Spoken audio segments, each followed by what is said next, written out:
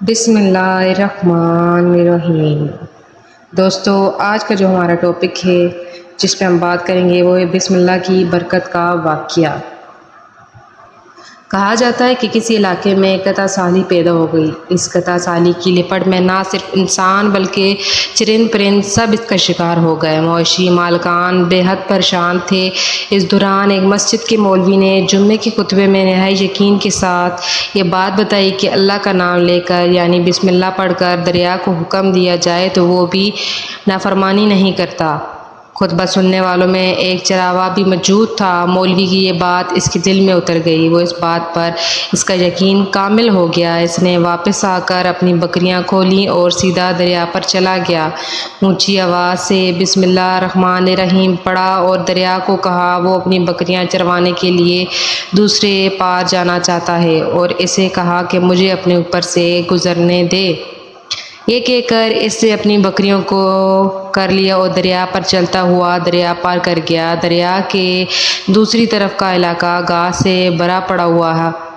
درختوں کے پتے بھی سلامت تھے کیونکہ کسی کو یہاں تک آنے کی رسائی نہیں تھی۔ اس نے جو خوب اچھی طرح اپنی بکریوں کو سیر کروایا اور واپس لوٹ آیا۔ پھر یہ اس کا معمول بن گیا کہ وہ بکریاں پار چھوڑ کر واپس آ جاتا اور شام کو جا کر بکریاں واپس لے آتا۔ اس کی بکریوں کا وزن دگنا چگنا ہو گیا۔ لوگ چونک گئے اور اس سے پوچھا کہ وہ اپنی بکریوں کو کہاں کھلاتا ہے، اور سیدھا سادہ اور صاف دل نوجوان تھا۔ اس نے صاف صاف بات بتا دی کہ جناب میں تو بسم اللہ الرحمن پڑھ کر دریا پر چل کر اپنی بکریوں دوسری طرف چروانے لے جاتا ہوں۔ یہ بات سب نے سنی مگر کسی نے اس چراوے کی بات پر یقین نہیں کیا کیونکہ یہ ناقابل یقین بات تھی، مگر بات ہوتے مولوی صاحب کے پاس پہنچ گئی۔ مولوی صاحب نے اس چراوے کو بلایا اور سارا ماجرا پوچھا۔ اس چراوے نے مولوی صاحب کو یہ حوالہ بنا کر مولوی صاحب میں تو آپ کا شکریہ ادا کرنے والا تھا۔ آپ نے جمعے کے خطبے میں جو نسخہ بتایا تھا بسم اللہ کہہ کر دریا کو بھی حکم دو تو وہ بھی انکار نہیں کرتا، تو میں نے بس آپ کے نسخے پر عمل کر رہا ہوں۔ مولوی صاحب حیرت سے اس کے چہرے کو دیکھتے رہے۔ مولوی صاحب نے کہا بھائی صاحب ایسی باتیں تو ہم پر جمعے میں کرتے ہیں، فقط ان کا مقصد لوگوں کا ایمان بنانا ہوتا ہے۔ مگر بکریوں والا ڈٹا رہا کہ میں تو بسم اللہ کہہ کر پانی پر چلتا ہوں اور بکریوں سمیت پانی پار چلا جاتا ہوں۔ آخر کار مولوی صاحب نے صبح خود یہ تجربہ کرنے کی ٹھانی، جسے دیکھنے چراوا سمیت پورا علاقہ بھی آ گیا۔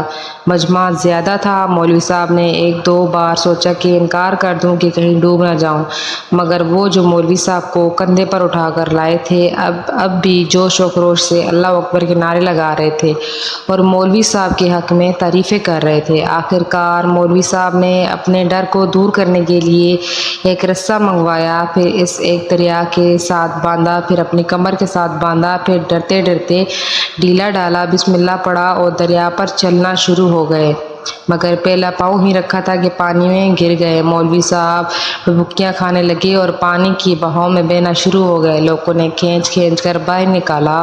مولوی صاحب کی اس حرکت نے چراوے کو پریشان کر دیا کہ مولوی صاحب کی بسم اللہ کو یہ کیا ہو گیا ہے، کیونکہ اس کا یہ روز کا معمول تھا۔ اس کے اپنے یقین میں کوئی فرق نہ آیا۔ اس نے بسم اللہ کہہ کر بکریوں کو پانی کی طرف اشارہ کیا اور خود ان کے پیچھے چلتا ہوا پار چھوڑ کر واپس بھی آ گیا۔